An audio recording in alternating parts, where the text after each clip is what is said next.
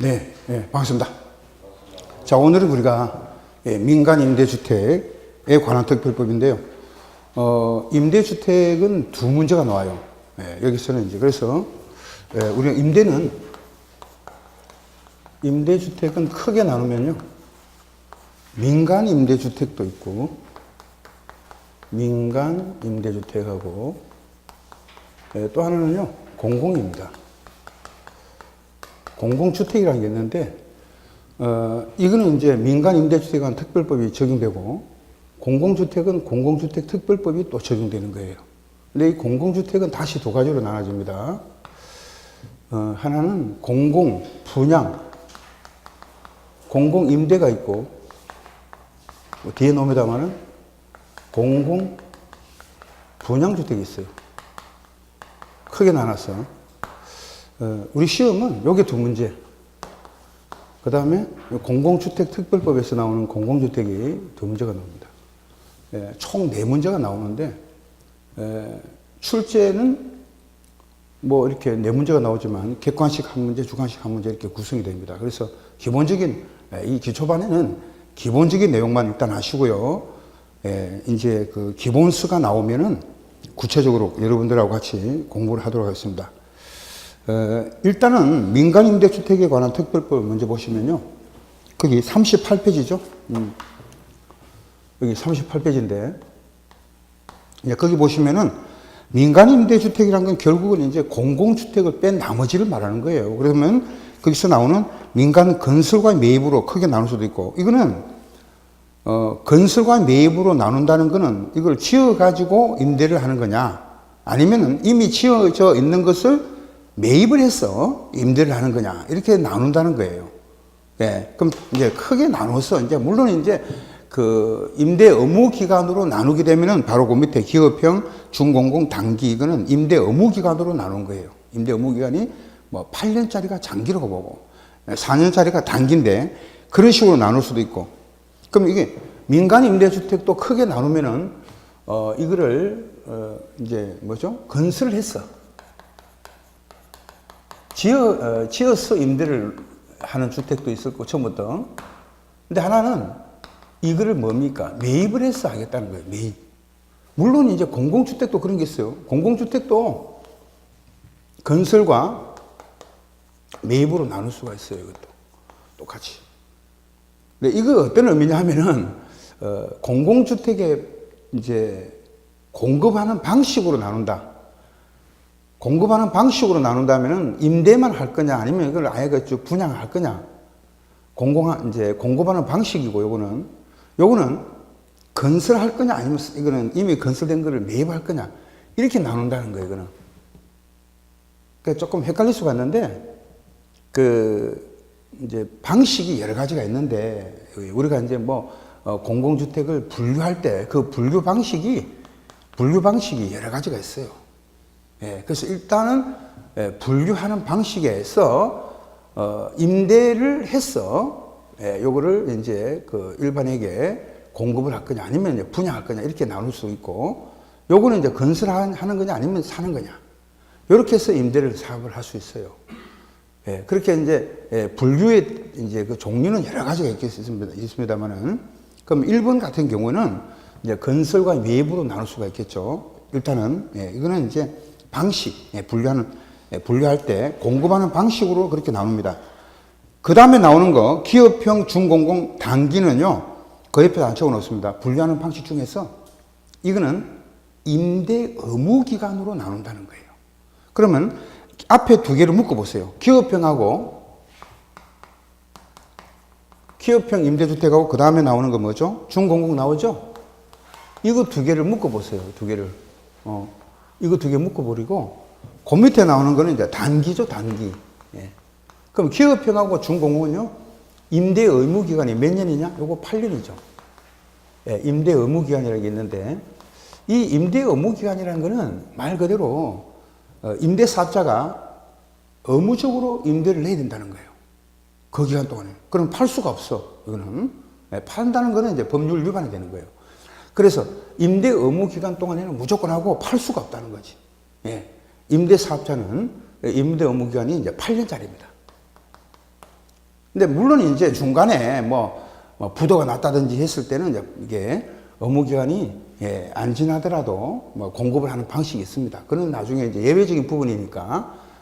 그래서 민간 임대주택을 나누는 방식에, 분류 방식에 있어가지고 건설할 거냐, 이거를 건설된 거를 매입할 거냐. 원칙은 이렇게 분류를 많이 해요. 근데 이렇게 분류하는 방식도 있다는 거예요. 요거는 임대 의무 기간으로 나누는 방식이죠. 그럼 기업형과 중공공은 임대 의무 기간이 8년짜리다, 무조건 하고. 8년짜리고, 단기 임대주택은요, 4년입니다, 4년. 의무 기간이 굉장히 중요합니다. 물론, 공공주택에 가면은요, 공공임대주택 중에서 가장 긴 게 뭐냐면, 영구임대주택 50년짜리가 있어요. 뒤에 나옵니다만은. 그래서 임대 의무 기간이라는 게 있는데, 그 임대 의무 기간 중에는 이제 매각을 할 수가 없는 것이 원칙이죠. 그래서 이게 8년짜리와 4년짜리. 이렇게 이제 업무 기간이 이렇게 업무 기간으로 분류를 하는 방식은 기업형, 중공은, 단기 이렇게 나눌 수도 있어요. 그 다음에 이제 그 밑에 보시면은 임대사업자가 나올 거예요. 임대사업자는 임대를 하는 사람을 말하는 거예요. 근데 기업형 임대사업자도 있고 그 다음에 나오는 일반형이 나오죠. 기업형은 두 가지로 나눠집니다. 건설과 매입으로 나누죠. 건설과 매입. 건설은 몇 개 이상이죠? 건설은 300개 이상. 단독은 300, 공동은 300세대 이상. 그러니까 기업형 임대사업자는 큰 회사를 말한 거예요. 큰 회사가, 건설회사가 이제 아예 임대주택을 짓기 위해서 300개 이상을 짓는다는 거예요. 300개 이상을. 그 다음에 매입은 뭐죠? 100호나 100세대 이상입니다. 매입이란 거는 이미 지어져 있는 걸 사는 겁니다. 그 다음에 일반형은요, 한 개 이상이에요, 한 개 이상. 1호 이상을 말하죠. 그러니까 단독이든 공동이든 무조건 한 개 이상을 임대주택을 취득하려는 임대사업자를 일반형 임대사업자다, 이렇게 하는 거죠.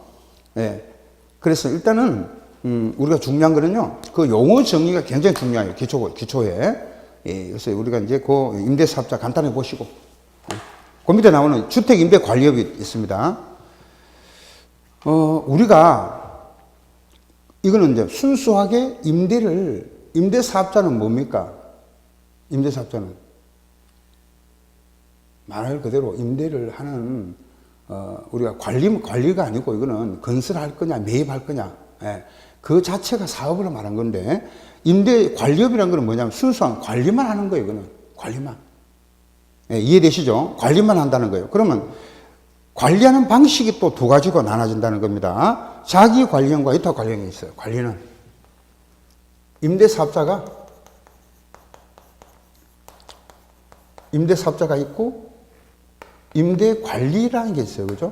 임대관리업자가 있습니다. 둘 다 이제 등록을 해야 돼요. 시장군수구청장한테 등록을 하게 되는데, 임대관리업의 분류는 어떻게 한다 그랬어요? 관리 쪽이니까, 이거는. 자기 관리형, 이 관리가 붙습니다. 자기 관리형 임대 관리업자가 있고, 위탁 관리형이 있습니다. 위탁 관리형. 그래, 항상 문제는 뭐냐면은, 관리라는 말이 나와요, 항상. 아까 임대사업자 한번 앞에 보세요, 앞에. 임대사업자는 우리가 뭐로 나누죠? 기업형과 일반형으로 나눴죠, 그죠? 기업형과 요거는 일반형으로 나눴잖아요. 그러니까 기업형 임대사업자, 일반형 임대사업자 이렇게 이야기하죠. 요거는 관리라는 말이 없잖아요, 지금. 관리라는 말이 없죠. 근데 임대관리업자는 관리가 있습니다. 이 관리가. 자기 관리형, 위탁 관리가 있잖아요. 그러니까 자기 관리형은 뭐냐면은 순수하게 자기가 직접 이거를 빌리는 겁니다. 무슨 말이냐면 임대주택이 하나 나왔잖아요. 만약에 이제 여기 임대주택이 있으면은 이거를 관리할 때 내가 지금 이거를 직접 빌려가지고 관리를 하는 겁니다. 직접. 그러면은 이 계약을 체결할 때 내가 빌린다는 거는 뭐예요? 나는 임대죠. 나는 자기 관리, 나는 임대인데 이거를 빌려가지고 다시 빌려주는 걸 뭐라 합니까? 전대라고 하죠, 전대. 전대라고 하죠. 그러니까 내가 빌려서 다시 이거를 전대 놓는 이 사업을 전부 다 관리하겠다는 거예요. 자기 관리형은. 근데 위탁 관리형은 중간에서 수수료만 받는 거예요, 수수료. 그러니까 예를 들면은 뭐 우리가 이제 그 뭡니까 그 공인중개사 같은 경우도 양쪽에 이제 수수료를 받잖아요. 예? 예, 임대인과 이제 임차인의 양쪽에 이제 수수료를 받는 그런 형태인데 위탁 관리가 바로 뭡니까 그런 수수료를만 받는 형태죠. 이거는 그러니까 자기 관리는 자기가 이거는 직접 임대하여 관리를 하는 겁니다. 그러니까 이제 만약에 임대주택이 하나 나오면은 그 임대주택을 직접 사가지고 자기가 빌리는 거죠. 사는 게 아니고. 사는 거는 이제 임대사업자가 사는 거고 자기는 관리하는 쪽이지만 자기도 만약에 지금 전세가 1억짜리가 나왔다. 임대주택이 1억을 나왔죠. 그럼 내가 1억을 빌리는 겁니다. 내가 1억을 주고 이해되시죠? 빌리죠. 빌리면 나는 빌려줄 때 이거를 1억에 빌렸지만은 자기 관리형은 내가 1억에 빌렸지만은 이거를 전대할 때는 뭐를 받을 수가 있습니까? 다시 월세 천에 뭐 80만 원, 60만 원 받는다든지 50만 원 받는다든지 그죠? 이렇게 받을 수가 있겠습니다. 그러니까 뭐 2년 동안에 나는 이거 전세 1억을 주고 빌렸지만은 다시 내가 이거를 관리할 때 내가 이거를 다른 사람한테 빌려줄 때는 전대 방식으로 빌려주는 거죠. 그러면 천에 만약에 50원, 60 월세를 받을 수가 있는 거지. 월세를. 그렇게 관리할 수도 있다. 그러니까 이제 이거는 중간에서 이렇게 의리한 사람과 그다음 임차인의 중간 어떤 수수료를 받는 형태가 아니라는 거예요. 그래서 일단 중요한 개념은 임대사업자는 건설해서 임대를 놓든 지어가지고 그다음에 매입을 해서 사가지고 임대사업을 하든 이거를 말하는 거예요. 그러면 이거는 아주 많이 회사식으로 굉장히 많이 한다 그러면 적어도 건설 쪽은 300개, 건설은 그 다음에 매입은 100개 이상이죠. 규모가 크다는 거지. 건설은 몇 개요? 300개. 이거는 매입은 100개 이상이죠. 단독이든 공동이든. 근데 일반형은 전부 다 1개 이상입니다. 1호 이상. 일반형은 1호 이상이다. 그러니까 한 개만 빌려도 임대사업을 할 수가 있다.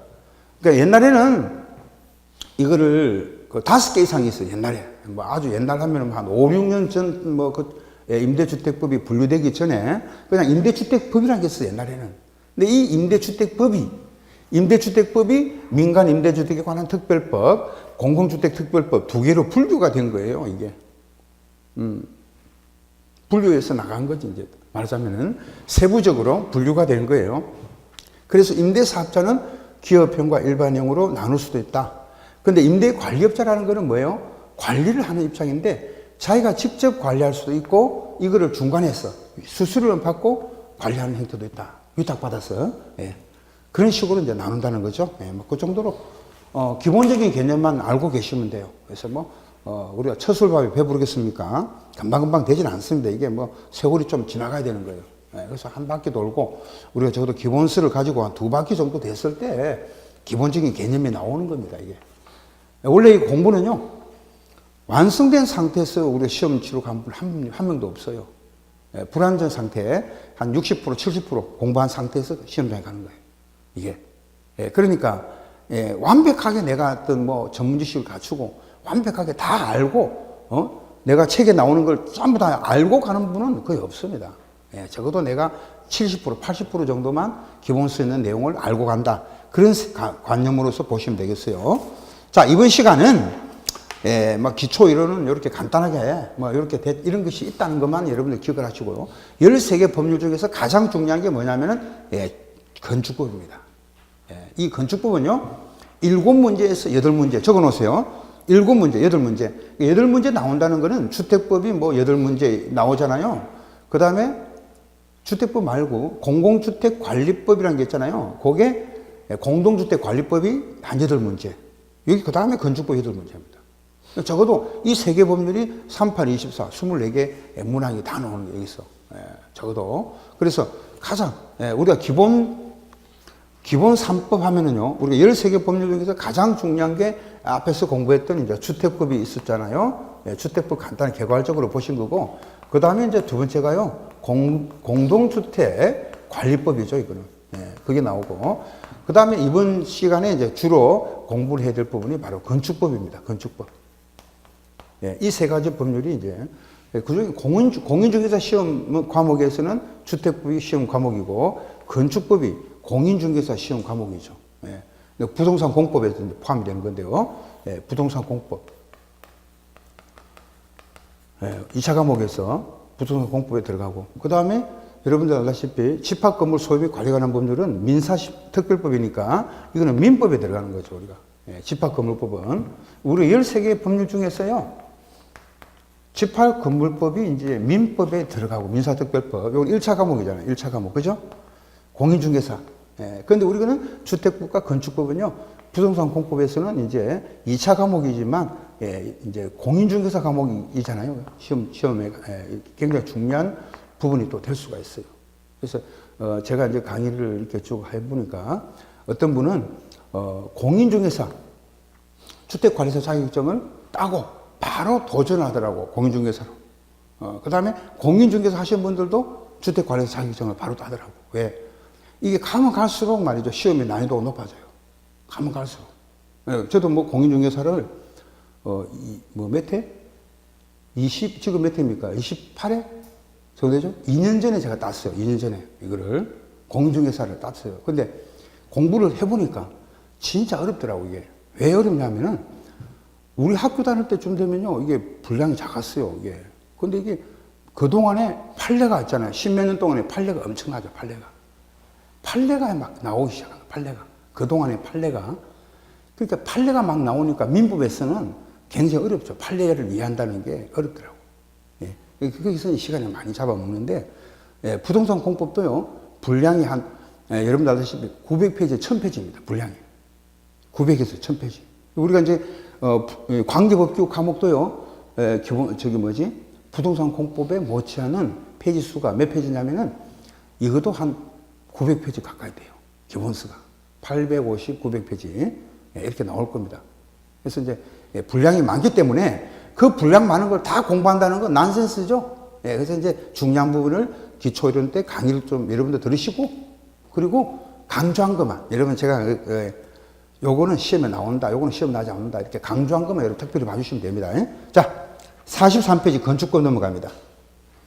건축법의 대지라는 거는요, 각 필지로 나눈 토지예요. 그래서 가장 간단한 건데, 이 대지 개념은요, 건축법에는 이렇게 되어 있어요.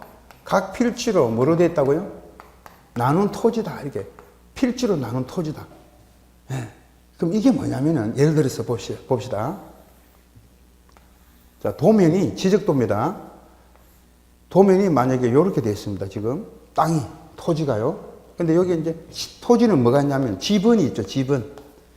예, 토지는 지번이 있죠. 예, 우리는 주민한바가 있고, 토지는 지번이 있잖아요.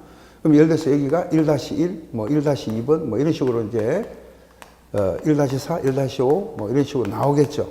지번이 있는데. 그러면요, 요거 하나가, 요거 1-1, 요거 하나 있죠? 여기? 면적이하고 관계가 없는 거예요. 면적이 얼마가 되든지 간에, 요거 뭐 된다고, 요게? 필지의 개념으로 가는 겁니다. 이렇게 나눠지는 거를 뭐라고 한다고? 필지라고 합니다. 필지. 한 필지, 두 필지. 세 필지, 네 필지 이렇게 가는 거지. 근데 중요한 거는요, 건축법에는 이 필지라는 개념이 바로 이제 대지하고 같은 개념입니다. 대지. 그러니까 한 필지가 하나의 대지다 이 말입니다. 한 필지가 하나의 대지가 원칙이죠. 그러나 이제 두 개 이상을 묶어서 하나의 이제 대지가 되는 경우도 있고, 만약에 공동주택이 여기다 두 필지를 걸쳐서 짓죠. 아파트를. 하나 필지가 작으니까 모아가지고, 필지 2개, 3개 모아가지고 집을 지을 수도 있죠. 그러면은 이거는 이제, 이거 전체, 합한 토지를 하나의 대지로 보는 경우도 있어요. 또, 이 일부를 만약에 이제 또 대지로 보는 경우도 있습니다. 근데 그건 예외고, 공인중개사는 그거 다 공부해야 돼요. 근데 우리는 이 대지 개념에서는 뜻만 이해하시면 되는 거예요, 뜻만. 그러면 예를 들어서 건축물을 건축할 수 있는 대지를 건축할 수 있는 토지를 대지라고 한다. 토지를 대지라고 한다 하면은 만약에 이런 건축법상의 개념이 아니죠, 그는.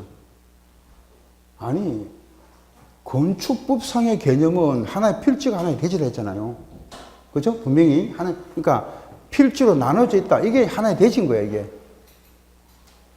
그럼 이 땅이, 지목은 여러 가지 28개 지목이 있는데, 이게 뭐 전이, 전, 답, 과목 이렇게 쭉 나오겠죠. 근데 여기가 만약에 밭전자, 답은 뭡니까? 논이죠. 논이 될 수도 있고, 밭이 될 수도 있고, 또 뭡니까? 이게 대가 될 수도 있고, 대. 건물을 지을 수는 대가 될 수도 있고, 지목은 여러 가지 지목이 있어요. 그 지목하고는 관계가 없는 거야, 이거는. 지목하고는. 일단은. 그래서 건축법상의 대지는요, 이 대지를 말하는 게 아니거든. 건물을 지을 수 있는 땅, 이거. 이 대지를 말하는 게 아니다, 말이지. 그러니까, 이때 말하는 대지는요, 말 그대로 필지로 나눠져 있는 토지를 대지라고 합니다. 그러니까 우리가 일상적인 개념에서는 건물을 지을 수 있는 땅이 대지가 아니냐. 대인 토지, 지목이 대인 토지를 말한다. 그럼 다 문제 틀리는 거예요. 지목이 누가 대인 토지라 그랬어? 지목하고는 관계가 없다니까. 건축부상의 대지는 지목하고는 관계가 없어요. 전, 답, 과, 목, 가수 이런 게 필요가 없다고. 무조건 하고, 이거는 지목하고는 관계없이 하나의 필지가, 그 필지가 원래는 하나의 대지다는 거지. 그러나 예외적으로 몇 개 이상이, 2개 이상이 모여가지고 하나의 대지가 되는 경우도 있고, 한 필지라도 그 일부를 하나의 대지로 하는 경우도 있다. 예외적으로. 그런 정도 넘어가야 되는 거예요. 이거를 깊이 있게 하려면 한 30분 강의를 해도 제가 30분. 이거. 그러니까 뭐든지 뭐 하나 빠져들면 안 돼요. 우리 개념은요. 뭘 하나 끄잡아내가지고 빠져들잖아요. 이게 빙산하고 같은 거예요. 빙산.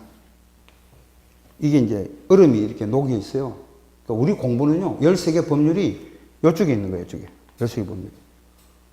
근데 이거를 더 팔라고 깊이 있게 팔라고 막 이렇게 덤비잖아요. 그럼 이거 공부 다 언제 다 하는 거예요? 못 합니다. 이게 빙산의 그 껍데기만 보고 가는 거예요. 시험장.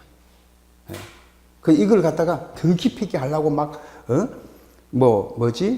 2개 이상의 필지를 하나의 대지로 하는 경우, 하나 이상의 필지를 하나의 대지로 하는 경우, 공부 다 하려면요 30분 넘게 걸린다니까, 설명해도. 그래서 이제 여러분들한테 말씀드리는데, 이런 거는 시험에 안 나와요.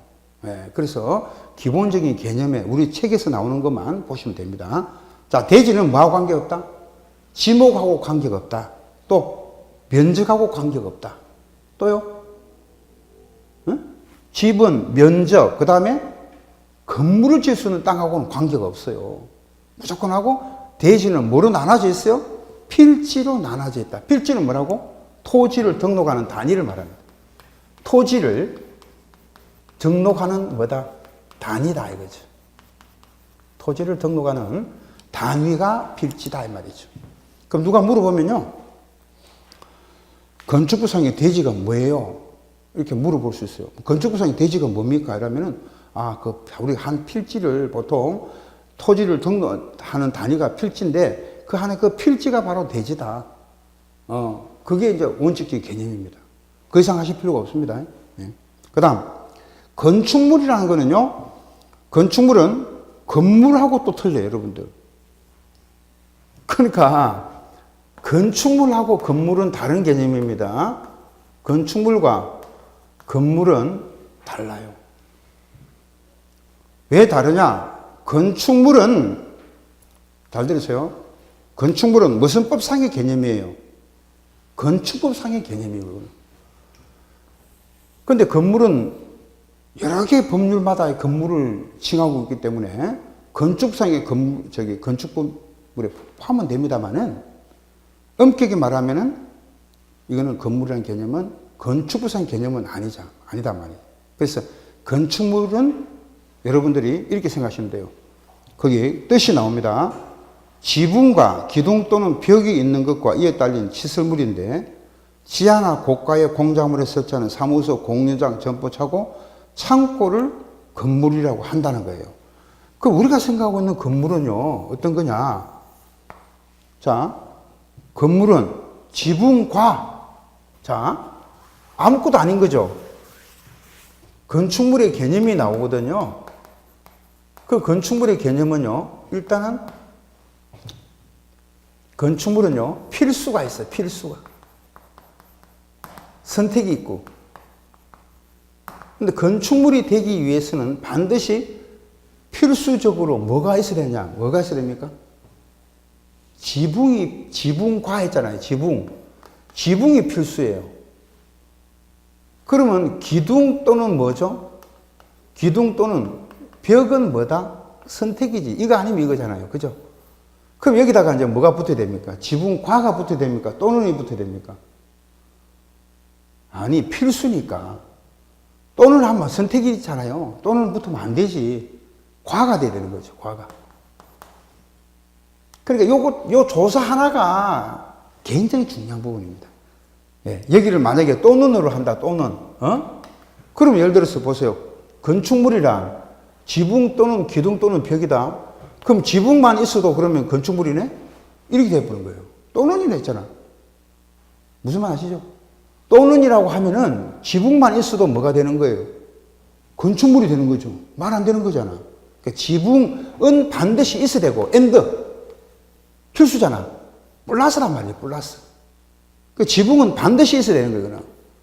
건축물이 되기 위해서는 뭐는 있어야 된다고? 지붕은 있어야 되는데, 기둥이나 벽은, 여기 벽이고, 만약에 여기 기둥입니다. 기둥이나 벽은 둘 중에서 하나만 있어도 뭐다? 하나만 있어도 건축물이다. 이 말이죠. 하나만 있어도. 자, 그럼 보세요. 벽이 없고 건물만, 기둥만 이렇게 있습니다. 건축물입니다. 건축물입니다.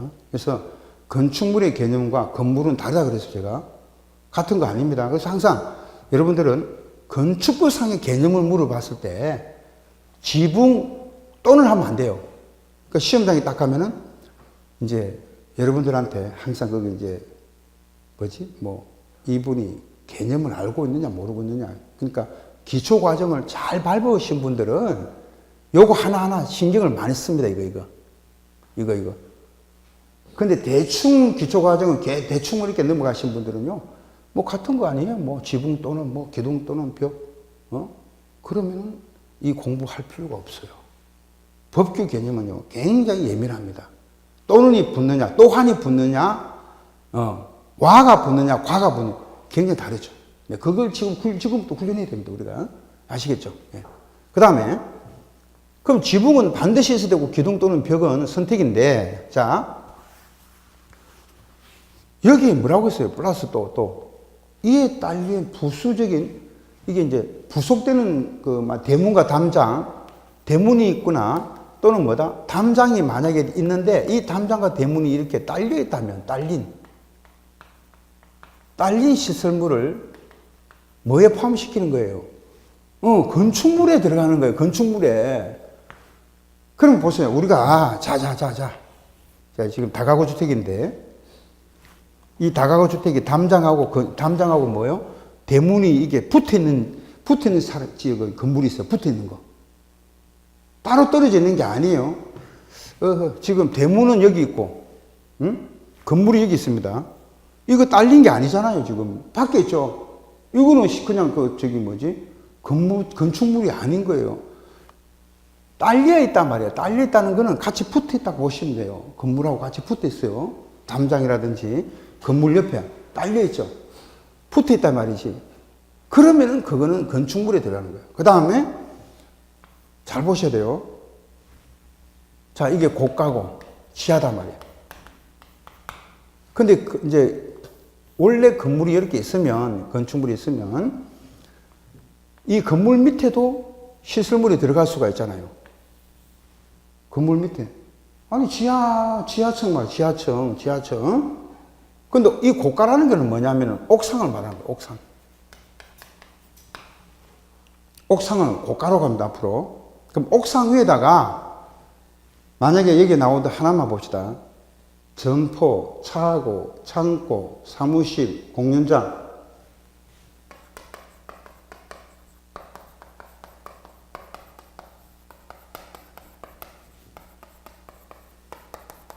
이 5가지 용도입니다. 이 옥상에다가 또는 지하에다가 점포, 차고, 창고, 사무실, 공연장 이 용도로 만약에 들어간다면 만약에 우리 옥상에다가 만약에 차고를 하나 설치했습니다.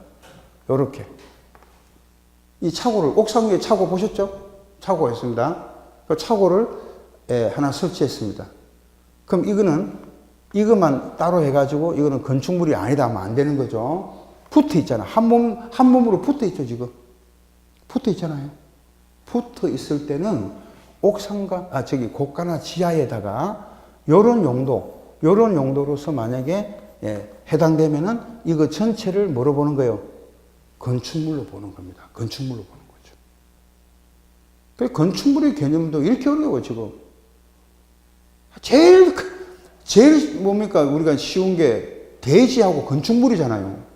이것도 장난이 아니다 말이지. 누가 이제 건축물에 대해서 이야기해봐라 그러면요. 여러분들은 어떻게 이야기할 겁니까? 그냥 건축물이지 뭐. 그리고 상식적으로 이야기를 할 수 다 이게 그러잖아요. 그 이상 진도가 안 나가잖아요. 이게 나와야 됩니다.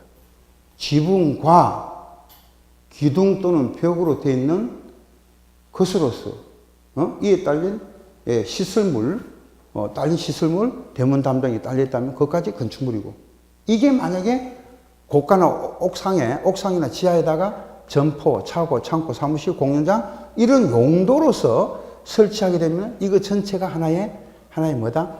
건축물로 본다는 거예요. 건축물로. 예. 자, 여기까지입니다. 일단 건축물의 개념. 그 다음에 지하층이라는 거는 이제 지하층에다가 별표 하나 해놓았어요. 지하층의 개념이 우리 시험에 공인중개사라든지 각종 시험에 잘 나옵니다. 이거는 지표면 아래에 있는 층으로서 바닥으로부터 지표면까지의 무슨 높이가? 평균 높이에다가 갈로를 딱 집어버렸어요. 우리 갈로 쓰니까 시험에 평균 높이 이런 걸 살짝 집어넣습니다. 그러면 그걸 갈로에 써넣으셔야 돼요. 예. 해당 층 높이의 2분의 1 이상이 돼야 된다. 이게 이제 지하층입니다. 예. 지표면에서 바닥에서 지표면까지의 평균 높이가 층 높이의 2분의 1 이상이 돼야 된다는 겁니다. 예. 그 다음에 이제 건축의 개념이 5가지가 나옵니다. 건축은 건축, 신축, 정축, 개축, 재축 이전인데 아마도 자, 지금부터 이제 또 이제 가장 중요한 개념입니다. 우리가 이제 건축행위라는 게 있는데요. 건축행위. 이거 뭐 건축 대상 행위라고도 해요. 근데 건축행위라는 거는 건축도 건축행위고, 그 다음에 대수선, 그리고 용도 변경, 용도를 다른 걸로 바꾸는 걸 이제 건축행위라고 합니다. 근데 이 건축은 다시 5가지가 있어요. 여기 말씀드린 대로 신축, 정축, 개축, 재축, 이전 5가지죠. 이 5가지 개념인데, 우리가 이제 가장 중요한 거는요, 이 신축의 개념입니다. 신축. 물론 이제 다른 것도 시험에 잘 나오겠지만, 신축은 아무런 말이 없을 때 건축을 한다 하면은 신축을 의미해요, 보통은. 건축한다. 신축을 의미하는 거죠. 그죠? 근데 이 5가지가 건축에 다 포함이 되는 거예요. 건축에는 5가지가 있어요. 그러면 건축은 5가지인데, 신축은요, 3가지가 있습니다. 신축은. 먼저, 자, 나대지, 건물이 없는 땅을 갖다가 나대지라고 하죠. 그럼 나대지에서 새로이 건축물을 축조한다는 거야. 땅이 이제 나대지라는 거는 건물이 아직 없는 땅이잖아요. 그래, 건축물이 없는 대지를 나대지라고 하는데, 그 나대지에서 새로이 건축물을 축조한다 이 말이에요. 건축물을 짓는다는 거죠. 그런 거 신축입니다. 예. 근데 두 번째는요, 부속 토지만 있는 대지인데, 부속 토지. 예. 부속 토지라는 거는 뭐냐면요, 주된 건물이 없고 그냥 부속 용도로 쓰는 토지를 말하는데, 부속 토지에다가 새로 이 주된 용도의 건축물을 축조한다는 거예요. 말이 좀 어렵죠? 예. 그럼 옛날에 이거는 이제, 이 땅에다가 그 병원이 옛날에 있었거든요. 병원, 큰 종합병원이 있었어요. 그 종합병원이 이제 없어지면서 그 옆에 부속병원이 하나 있어요. 부속병원. 부속병원만 있었어요. 근데 종합병원이 이제 철거가 되고 없어졌어요. 그러면 부속병원이 있는 땅을 부속토지라고 합니다. 근데 이제 이렇게 부속병원만 있다가 이번에 새로 주된 용도의 건축물, 종합병원이 하나 만들어졌어요, 이게. 없어졌다가 새로 이제, 설치된. 그 주된 용도가 뭡니까? 종합병원이잖아요. 예, 그러면은 이렇게 주된 용도의 건축물을 축조하게 되면은 요거를 물어보느냐? 물론 당연히 신축으로 봐야 된다는 거예요. 그 다음에 이제 세 번째가 재미가 있는데, 여기 이제 개축이나 재축이라도 종전 규모를 초과하여 축조한다는 거예요. 개축이나 재축이라도. 그럼 개축은 뭐예요? 개축이라는 거는 기존 건물이 있는 상태에서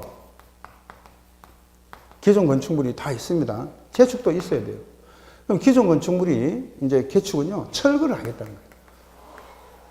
철거를 해버리고요, 다시 짓는데, 다시 축조하는데, 이거는 재축은요, 내가 건축주에 의해서 철거가 되는 게 아니고 자연재해로 붕괴된 거예요. 붕괴. 예, 붕괴된 거를 다시 축조하는 개념은 재축이 됩니다. 예를 들어서 건물이 이렇게 옛날에 있었는데, 예, 쓰나미로 이게 무너져 버렸어요. 떠내려가 버려서 철거돼 버렸습니다. 붕괴되고 없어졌죠. 예, 또는 멸실, 붕괴 멸실이라는 말도 써요. 그러면 재해로 인해서 붕괴되거나 멸실을 했을 때 다시 짓는 거예요. 다시. 그럼 건축주가 내 의사로 의해서 철거를 해서 다시 축조하게 되면 뭐가 되는 거죠? 개축이 돼요. 내 의사로서. 요거는 완전 철거해버리고 다시 지어야 되겠다. 그러면 이거는 개축이 되는 거고요. 그런데 이거는 내 의사와는 관계없이 재해로 붕괴된 거예요. 그러니까 물난리를 겪었다든지, 그 다음에 무슨 천재지변이 일어나가지고요, 지진이 일어났다든지 해서 건물이 무너질 수도 있죠. 그럴 때 다시 축조하게 되면 그는 재축의 개념으로 갑니다. 예, 요 차이점이 그거죠. 근데 다시 축조하는 개념은 똑같은데, 이거는요, 반드시 공통점이 있어요. 둘 다, 개축과 재축은 종전 규모, 범위 안에만 할 수 있다. 종전 규모가 만약에, 자, 옛날에 여기 집이 하나 있었는데요. 건물이 있었는데, 이게 4층짜리입니다. 4층 건물. 그럼 이 4층을 갖다가 내가 철거해서 철거를 해버리고 이 자리에 다시 몇 층을 지었느냐? 5층의 건물을 지었습니다. 5층. 4층 건물을 뭐하고? 철거하고 5층을 지었습니다. 그럼 이거는 종전 규모를 초과했습니까? 범위 안에서 지은 겁니까? 초과한 거죠? 초과했을 때는, 이때는 뭐가 되는 거예요? 신축이 되는 겁니다. 신축. 다시 갑니다. 그럼 만약에 4층짜리 건물이 있었는데, 이게 이제 지진이 일어났어, 지진이 나가지고 붕괴됐습니다. 붕괴돼갖고 이 자리에 다시 4층을 지었어요. 딱 4층만. 3층을 지어도 되고 4층을 지은 그 범위니까. 그럼 옛날에 몇 층이었다? 4층. 지금도 몇 층이요? 4층. 그러면 종전 규모 범위 안에서 다 지었죠? 그럴 때는 뭐다? 자연재해로 붕괴됐으니까 재축이 되는 거죠. 그러나 개축이나 재축이라고 할지라도 종전 규모를 초과해서 축조를 했다면 이거는 물어보겠다. 신축의 개념으로 본다는 거죠.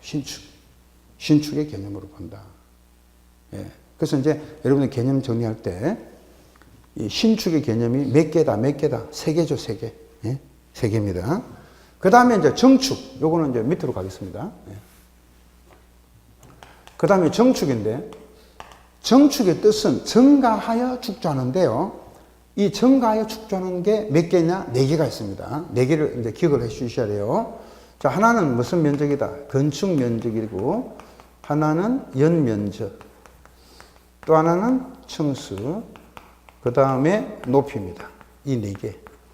이 네 개 중에서 어느 하나를 증가하여 축조한다 이 말이죠.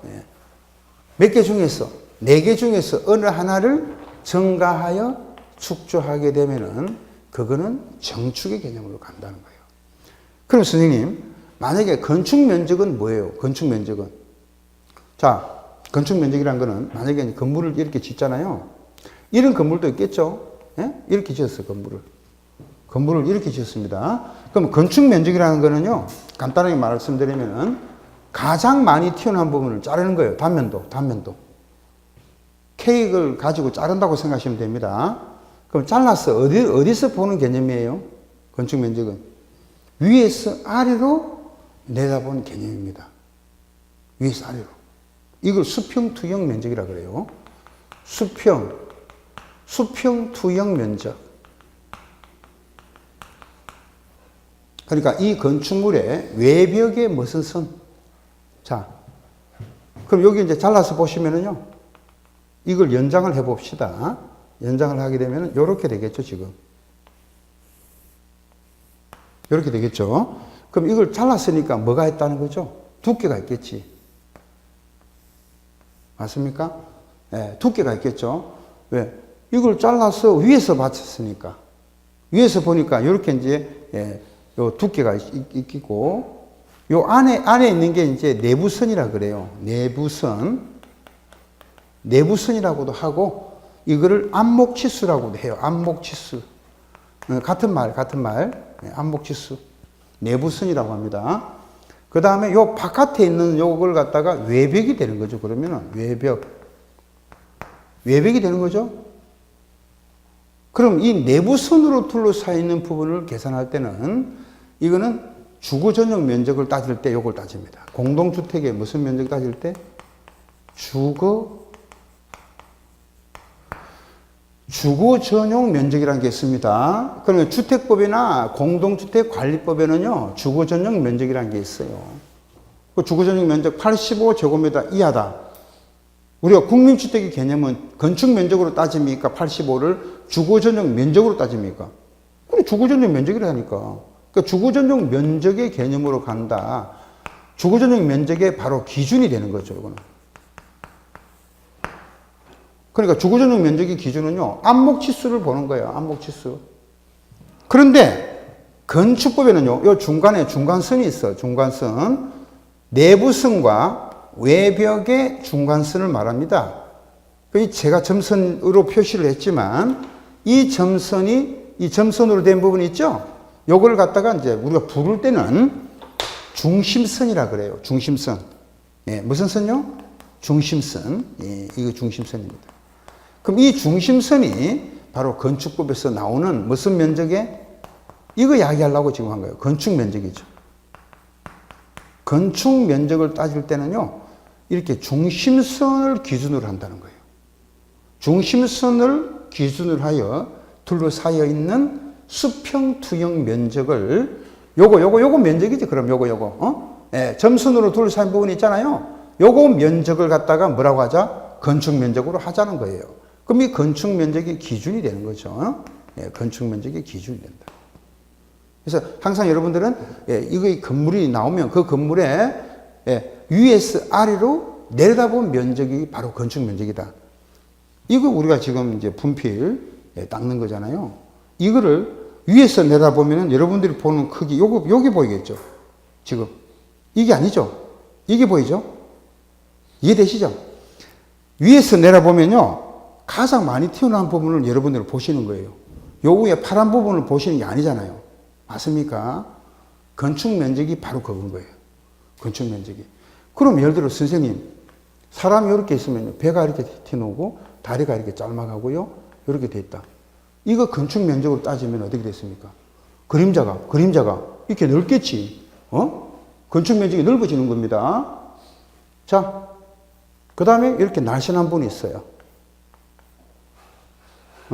요 사람의 건축 면적이 어떻게 되겠어? 요거 건축 면적이. 그러니까 뚱뚱한 사람은 우리가 뭐라고 합니까? 건폐율이 크다 또는 건축 면적이 넓다 이렇게 합니다. 덩치가 큰 사람 있죠? 그러니까 강호동이나 뭐 이렇게 레슬링 선수처럼요, 덩치가 큰 애들은 저 친구는 건폐율이 좀 되네 또는 건축 면적이 넓은 친구다. 이게 되는 거죠. 근데 서장훈이처럼요, 2m 넘죠? 그러면 키가 어떻게 되겠어요, 키가? 이렇게 길잖아. 덩치도 크고, 뭐, 키도 뭐, 이렇게 크겠죠. 서장훈이처럼. 그럼 이거는 뭐예요? 이때는 이제 건폐율도 있겠지만, 건폐율보다는 이 사람은 다른 사람보다도 2배로 길잖아요. 그러니까, 이렇게 용적률에 가까운 거지, 용적률. 용적률이라는 게 뭐냐면, 나중에 할 거지만, 용적률은요, 연면적을, 그러니까, 사람 1명, 사람 2명, 이 친구는 2층까지 있다 보시면 돼. 다른 사람은 단층으로 돼 있거든요. 1층 건물이야. 내가 1층 건물이 다닌 거예요. 근데 서장훈이처럼 이 친구들은 키가 크니까 2층 건물을 보시면 돼. 2층 건물. 2층으로 이렇게 나눠가지고 2층 건물이 다닌다. 그러면 용적률이 높다는 거지. 용적률. 2층 건물이 다닌 거예요. 맞으면은. 그런 식으로 가는 거예요. 그러면은 우리가 연면적은 뭐하고 관계되느냐, 이거는 용적률하고 관계되는 거죠. 건축 면적이 아니고. 그렇죠. 이거는 연면적이라는 거는요. 자, 이거는 각 층의 바닥 면적을 합계해 놓은 거다. 우리가 뒤에 다 나옵니다. 각 층에 뭐를 합계해 놓은 거다? 연면적은 바닥 면적의 합계를 연면적이라고 그래요. 자, 그러면 여러분들한테 물어보겠습니다. 자, 이 건축물이 있어요. 이 3몇 층입니까, 지금? 3층 건물이죠? 1층 바닥 면적이 100이야. 2층이 100이지. 그럼 똑같이 지었으니까 100이고, 3층도 100이죠. 그럼 이 건축물에 요 하나가 바닥 면적이 되는 거예요.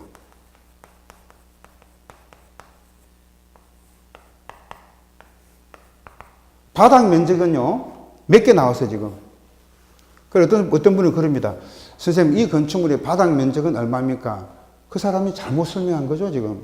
이 건축물의 바닥 면적이 아니고, 그 앞에 수식어가 뭐가 붙어야 돼요, 지금? 매 층의 바닥 면적이냐? 이해되시죠? 그러니까 바닥 면적은 그 앞에 수식어가, 자, 바닥 면적은 그 앞에 수식어가 층이 붙어, 층. 그 앞에 말이. 바닥 면적 앞에 층이 나와야 되는 거예요. 지하층의 바닥 면적이냐, 지상 1층의 바닥 면적이냐, 층이 나와야 돼. 근데 건축 면적 앞에는 수식어가 뭐가 붙어요? 건축 면적 앞에는 층이 붙으면 안 되죠? 건축물이죠, 건축물. 한동입니다. 건축물을 한동이라 그러죠, 한동 건물. 그죠? 동.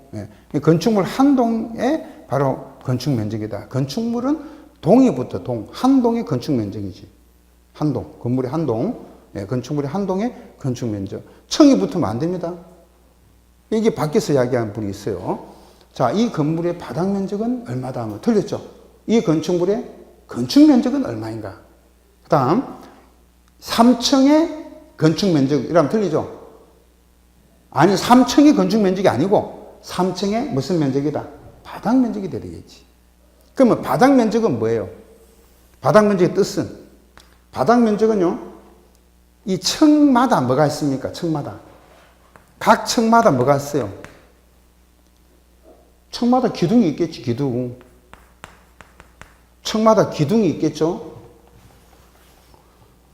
건축물마다 여기 기둥이 있잖아요. 기둥. 바깥에 있는 기둥. 기둥이 없으면은 내력벽이 있겠지. 기둥과 같은 굿이라는 거. 내력벽이 없으면 구획이 있어, 구획을 해놨어. 그냥 유리로 됐다면 유리가 있겠죠. 그러면 이 기둥이나 내력벽 어떤 구획을 딱 이렇게 지어놓은 부분이 있을 겁니다. 그럼 거기에 무슨 선이다? 중심선이죠. 이것도 중심선. 중심선으로 둘러싸인 수평 투영 면적이 되는 거예요. 오늘 이것만 잘 개념을 파악하시면 오늘 공부 성공입니다. 성공. 자, 그러면요, 건축 면적의 개념과 바닥 면적의 개념은 완전히 같아요, 틀려요? 완전히 다른 개념이지, 지금.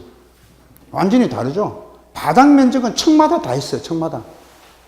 층마다 다 있는 게 바닥 면적이죠? 건축 면적은 건축물 한동의 외벽의 중심선이죠. 외벽의 중심선으로 둘러싸인 부분의 수평 투영 면적. 바닥 면적은 각 층마다 기둥이나 내력벽이나 구획의 무슨 선, 중심선으로 둘러싸인 부분의 수평 투영 면적을 말한다. 이겁니다. 자, 그래서 여러분들 오늘 가장 중요한 게 이제 건축 면적의 개념은 뭐라고 했어요, 제가? 건축 면적은, 여기 있죠? 건축 면적의 개념은요, 건축물에 이렇게 설 수가 있어야 돼요. 외벽에 무슨 선? 중심선, 그죠? 외벽에 중심선으로 둘러싸여 있는 수평 투영, 위에서 아래로 내려다보는 면적, 수평 투영 면적을 말한다. 이렇게 되는 거지. 그러니까 이거를 자꾸 써봐야 되는 거예요. 누가 물어보면은요, 건축 면적이 뭐예요? 이러면 써볼 수 있어야 돼요. 건축 면적은요, 건축물의 외벽의 중심선입니다. 이렇게 해서 둘러싸인 수평 투영 면적을 말하고, 바닥 면적은 뭐라고 했어요? 각 층마다 다 했잖아요. 층마다 기둥이나 내력벽이나 구획의 중심선으로 둘러싸인 부분의 수평 투영 면적이다 말이죠. 그럼 이런 경우는 바닥 면적이 다 이제 1층, 2층, 3층이 다 300이니까 바닥 면적이 합계라 아까 뭐라고 했어요, 지금? 연면적이죠? 그럼 이때는 이제 연면적이 되는 거지. 각 층의 바닥 면적이 연면적이니까 연면적은 얼마가 나왔습니까? 300이 되는 거지, 300이. 연면적은 300이다, 이렇게 됩니다. 자, 연면적은 바닥 면적의 합계지 건축 면적의 합계가 아니죠. 건축 면적은 하나밖에 안 놉니다. 합계가 있을 수가 없어요, 건축 면적은. 한 개밖에 안 나오잖아요, 한 동에. 근데 바닥 면적은 층마다 다 나오잖아요. 그게 다 합해놓은 게 연면적이다. 바닥 면적의 합계. 그 다음에 요건 어떻습니까? 여기에 뭐가 있다? 3층 건물. 여기도 뭐가 있어요? 3층 건물입니다. 그럼 각 층마다 전부 다 100이야, 100. 다 100입니다. 3층 건물이 100입니다. 그럼 이 건물이 두 동 건물이 있다는 것이 하나의 대지입니다. 하나의 땅에다가 필지가 몇 개 있던가 신경 쓰지 마세요. 하나의 대지인데 몇 동 건물이 있는데 두 동 건물이 있습니다. 그럼 이 하나의 건물에 있어서는 요게 연면적이 얼마? 300. 요거는 300이죠. 요렇게 됐을 때 요거 두 개를 합해가지고 연면적의 합계라고 해요. 이제는 합계. 그럼 연면적이 합계가 되려면 건물이 한 개가 아니고 몇 개 이상이다?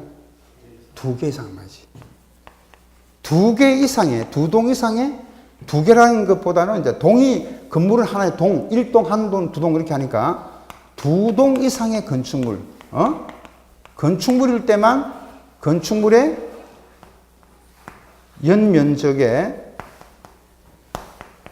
합계를 말하는 거예요. 바닥 면적 합계가 해도 되고, 연면적의 합계가 되려면요, 건물이 한 개만 있는 거는 연면적 합계라고 할 수가 없어요. 건물이 하나밖에 없어. 그 연면적이지, 뭐, 연면적 합계가 될 수가 없죠. 다시 갑니다. 건축물이 하나밖에 없어. 그럼 연면적입니까? 연면적 합계입니까? 연면적이지. 연면적 합계하면 안 되지. 연면적 합계라는 거는 건물이 한 개가 아니고 몇 개 이상이다. 두 개 이상이 됐을 때 연면적 합계란 말이죠, 지금. 자, 그럼 정리하겠습니다. 바닥 면적 하면 뭐예요? 바닥 면적은 각 층마다 건축물의 기둥과 내력벽과 기둥구역의 중심선인데, 뭐 한 개만 기억하시면 되겠죠. 기둥. 그 기둥 양쪽에 네 개가 있겠죠. 층마다. 그 네 개 기둥의 중심선으로 둘러싸인 부분이 바닥 면적이 됩니다. 그 다음에 이제 뭐다? 건축 면적은 외벽의 중심선. 하나의 건물 하나밖에 없어요, 이거는. 예. 그러면은, 이제 층수 높이.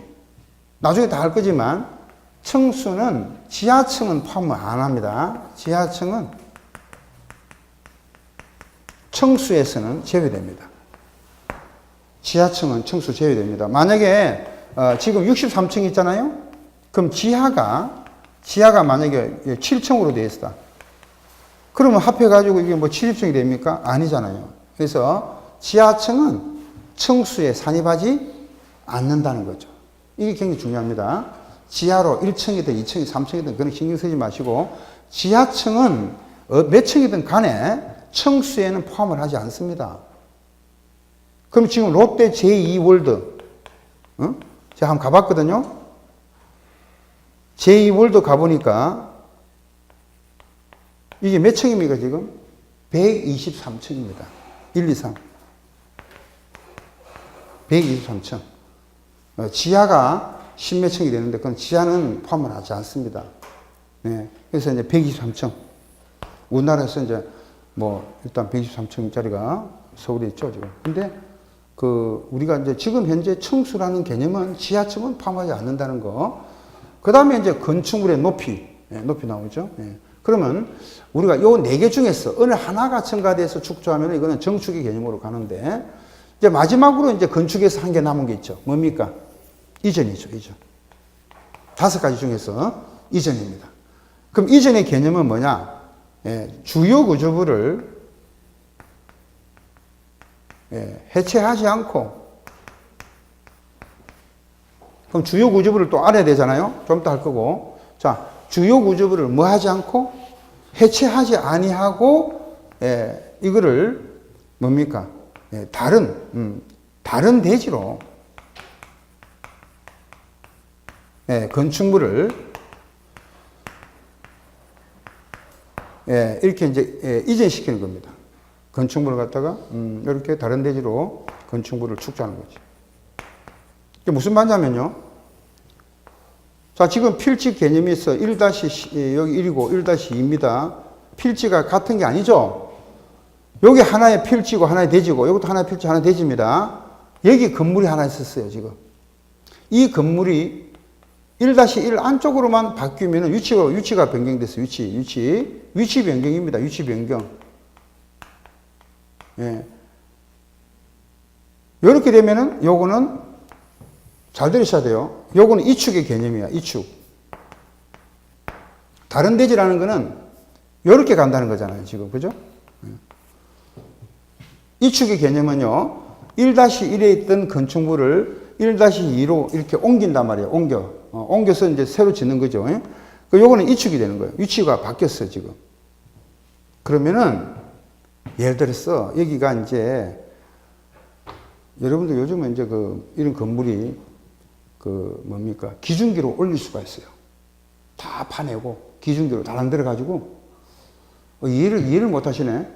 단독주택도요, 밑에까지 전부 다 파헤쳐가지고 싹 그대로 올려버리면요, 안 깬 상태에서 이렇게 해서, 기술적으로 문화재 같은 거 옮길 때, 기술적으로 그대로 옮깁니다. 그대로. 안 다치게 해가지고, 고스란히 해가지고 옮기잖아요. 그대로 옮겨가지고, 이렇게 다른 대지로 옮기죠, 이렇게. 요거는 이축의 개념이라는 거지. 그럼 이전은 뭐예요? 이전? 같은 대지라는 말이 나와야 돼. 한국말은 끝까지 들어봐야 돼요. 같은 대지로 건축물을 축소한다. 위치 변경. 요게 바로 뭐다? 이전이다. 이 말이에요. 이전. 그러면 같은 대지로 옮기는 걸 뭐라 한다고? 이전이죠? 그럼 1-1이라면은 여기에서 이렇게 옮겼다는 거죠, 지금. 그죠? 그러면 이렇게 이전을 할 수 있는 건축물은 어떤 건물입니까? 이전이 가능한 건물은? 철근을 말하는 건 아니겠죠, 설마. 이전이 가능한 건물이 있어요. 자, 이전이 가능한 건축물은 예를 들어서 어떤 거냐? 조립식 건축물. 컨테이너 건축물. 컨테이너 있죠? 예, 컨테이너를 이용한 건축물. 조립식이나 컨테이너 또는 목조 건물, 목조 건물 같은 경우도 이전이 가능합니다. 목조 건물 달랑 들어가지고요, 옮길 수가 있어요. 목조 건축물.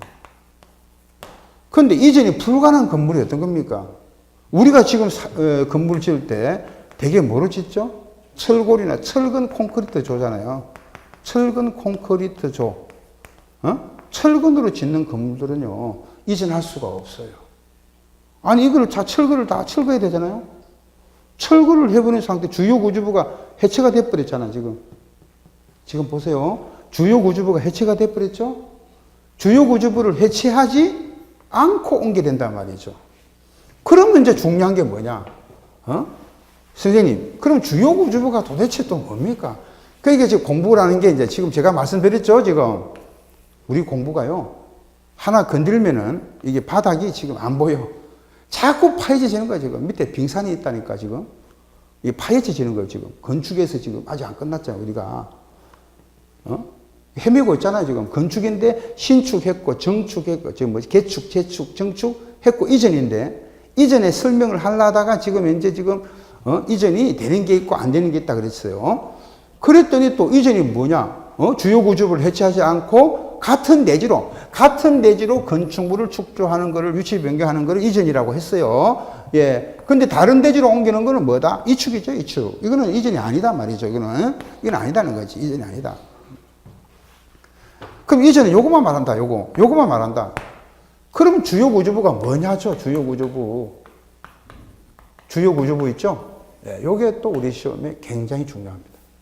주요 구조부. 예. 그래서 내기, 바보, 주지. 예. 6개입니다. 6개. 내력벽입니다. 기둥입니다. 바닥입니다. 주 계단입니다. 지붕 틀 해야 돼요. 틀. 지붕이 올릴 수 있는 구조, 물 있죠? 예, 이게 지붕 틀이에요. 선생님, 그러면은 이 보라는 개념만 일단 봅시다. 이 기둥이 이렇게 있죠. 양쪽에. 그죠? 기둥과 기둥을 연결하는 것이 뭐다, 이게? 이게 보입니다, 보. 아시겠죠? 보는요, 기둥과 기둥을 연결하는 겁니다. 연결. 예. 그럼 맨 처음 기둥과 맨 마지막에 기둥을 연결하면 이걸 대들보라고 합니다. 대들보. 맨 처음 기둥과 맨 마지막 기둥을 연결하면 무슨 보? 대들보가 되는 거예요. 대들보. 예. 그리고 중간 기둥을 연결하게 되면은 요거는 중보라고 하는데, 중보. 근데 그걸 우리가 다 이해하실 필요가 없다니까. 건들지 말라니까. 제가 그랬죠, 지금. 이 건들기 시작하면 끝이 없다니까, 지금. 그래, 끊어줘야 돼요. 어느 순간까지는. 예.